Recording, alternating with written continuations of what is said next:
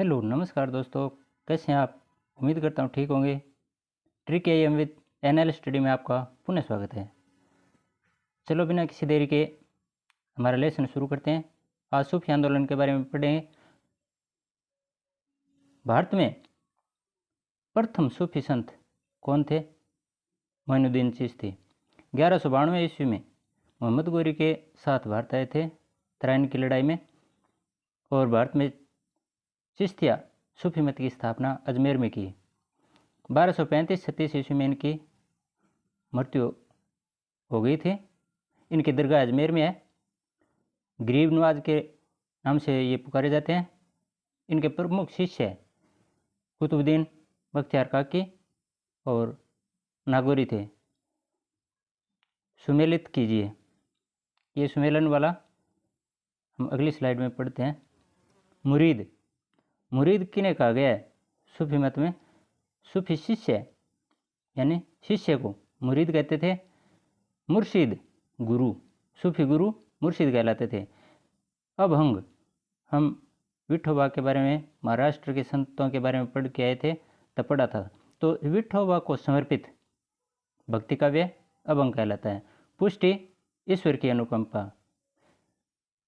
अगले संत हैं निजामुद्दीन औलिया, जिन्हें महबूब ए इलाही कहा जाता है, सुल्तान औलिया कहा जाता है। इनकी दरगाह नई दिल्ली में है। गयासुद्दीन तुगलक ने, जो सल्तनत काल के तुगलक वंश के संस्थापक थे, उन्होंने इनको दंडित करने की धमकी दी थी, लेकिन वो बंगाल से आ रहे थे और दिल्ली में इनको संदेश भेजा कि आप दिल्ली छोड़कर चले जाओ, वरना हम आते ही आपको मौत की घाट उतार देंगे। तब निजामुद्दीन औलिया ने कहा था उस संदेश के जवाब में कि हनूज दिल्ली दूरस्थ, दिल्ली अभी दूर है, आप पहले दिल्ली आइए तो सही। और संयोग से वो दिल्ली आने से पहले ही खुद, अर्थात गयासुद्दीन तुगलक, दिल्ली पहुंच ही नहीं पाए, खुद मर चुके थे। तो कई विद्वान मानते हैं कि निजामुद्दीन औलिया ने ऐसा कोई प्रयोग किया, ऐसी कोई भविष्यवाणी की, जिसकी वजह से वो दिल्ली पहुंच नहीं पाए। 7 सुल्तानों का काल देखा किसने? निजामुद्दीन औलिया ने, परंतु किसी के दरबार में नहीं गए। ये खुद गरीब ही रहना चाहते थे और दरबार को, राजा के दरबार को, वे धनवानों का अड्डा मानते थे। अमीर खुसरो के गुरु थे ये। अमीर खुसरो के गुरु कौन थे? निजामुद्दीन औलिया। शेख सलीम चिश्ती अगले संत। फतेहपुर सिकरी में इनका निवास स्थान है। ये अरब से आए थे, फतेहपुर सिकरी में अपना निवास स्थान बनाया, और अकबर इनको अपना बहुत ही श्रेष्ठ गुरु मानते थे। अकबर इनके चरणों में जाकर अरदास करते हैं कि मालिक हमें संतान दीजिए। तो इनके आशीर्वाद से अकबर के जहांगीर उत्पन्न होते हैं। अकबर इसीलिए जहांगीर को सलीम कहकर पुकारते थे, शेखू बाबा भी कहते थे। और फतेहपुर सिकरी में निवास था इनका, पढ़ चुके हैं। और शेख सलीम चिश्ती के आशीर्वाद से ही जहांगीर का जन्म हुआ था, इसलिए अकबर ने इन्हें सलीम कहा। खानका, सूफी मत में खानका क्या थी? सूफी संतों का निवास स्थान था, उसे ही खानका कहा गया है। मुरीद अभी पढ़ के हैं, सूफी शिष्य। चिश्ती सूफी संत और उनसे संबंधित दरगाह, ये कई बार प्रश्न पूछते हैं। संत मोइनुद्दीन चिश्ती थे, उनकी दरगाह अजमेर में है। कुतुबुद्दीन बख्तियार काकी, इनकी दरगाह ये दिल्ली में है, दिल्ली। इसी प्रकार फरीदुद्दीन गजे शक्कर, जिन्हें बाबा फरीद भी कहते हैं, इनकी दरगाह अजोदन पाकिस्तान में, जो वर्तमान पाकिस्तान में है अजोदन, यहाँ बाबा फरीद की दरगाह है। निजामुद्दीन औलिया, इनकी दरगाह दिल्ली में। ये याद रखना, ये सारे के सारे चिश्ती संत हैं।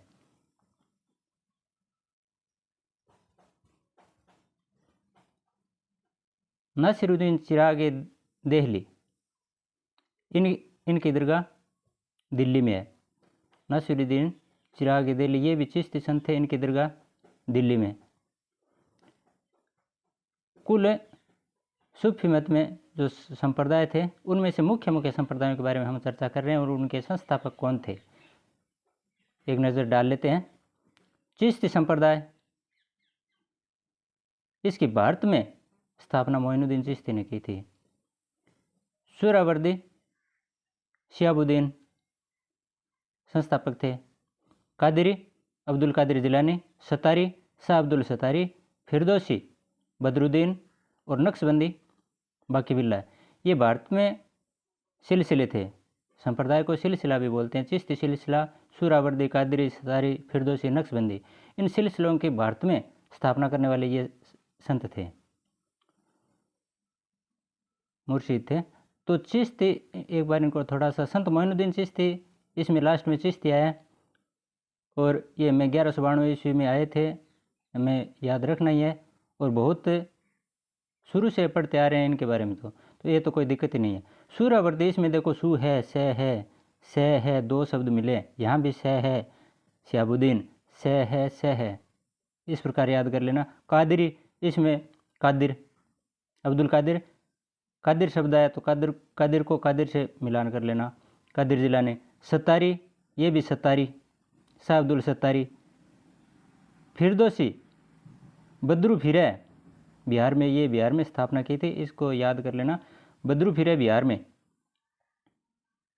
फिरदौसी सिलसिला है, इसकी स्थापना बद्रू ने की।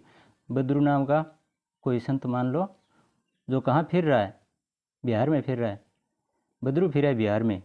तो फिरदौसी सिलसिला, बदरुद्दीन और नक्शबंदी, नक्शा की बाकी है, पढ़ रहे हैं लेकिन रीट का भी पेपर नहीं हुआ है, नक्शा अभी बाकी है। तो नक्शा, पेपर का नक्शा अभी बाकी है, बाकी नक्शा, समझ गए। तो नक्शबंदी, बाकी बिल्ला। एक सुमेलन और हम पढ़ते हैं, निजामुद्दीन औलिया, ये किस सिलसिले से संबंधित है, अभी पढ़ के आए थे हम। निजामुद्दीन औलिया चिश्ती सिलसिले से।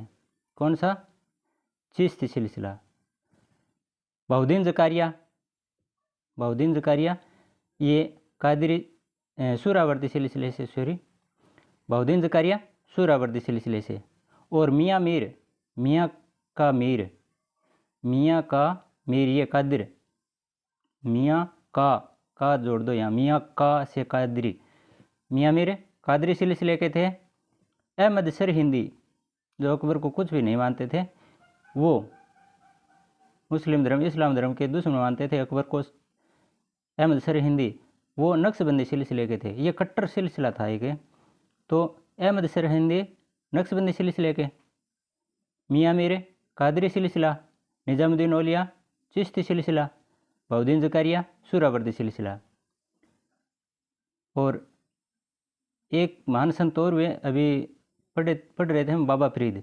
तो गयासुद्दीन बलबन सल्तनत काल में बलबन नाम का एक महान सुल्तान हुआ था, उसने अपनी पुत्री का विवाह बाबा फरीद से किया था। तो बलबन के दामाद कौन? बाबा फरीद, फरीदुद्दीन गजे शंकर जिसको बोलते हैं। इनके दो प्रमुख शिष्य थे, निजामुद्दीन औलिया और अलाउद्दीन साबिर। अलाउद्दीन साबिर और निजामुद्दीन औलिया इनके प्रमुख शिष्य थे। इस प्रकार सूफी मत से संबंधित मुख्य हम कवर कर चुके हैं। अगर वीडियो अच्छा लगे तो लाइक और शेयर ज़रूर करना दोस्तों। हाँ, एक बात और बता रहा हूँ मैं कि प्राचीन भारत के इतिहास से संबंधित जो घटनाएं होती हैं वो बहुत विशाल, प्राचीन भारत का इतिहास है, बहुत विशाल है। तो हमने विस्तार से काफ़ी कुछ पढ़ लिया है। और अब जो वीडियो आएंगे, जो लेसन आएंगे, वो संक्षिप्त रूप में आएंगे। ज़्यादा इतना, क्योंकि मध्यकालीन भारत है, आधुनिक भारत है, इसमें इतनी विशालता नहीं है जितने प्राचीन में। तो प्राचीन का कॉन्सेप्ट हमने लगभग कवर कर दिया है। आगे से वीडियो छोटे आएंगे, ज़्यादा चिंता नहीं करें। धन्यवाद। जय हिंद।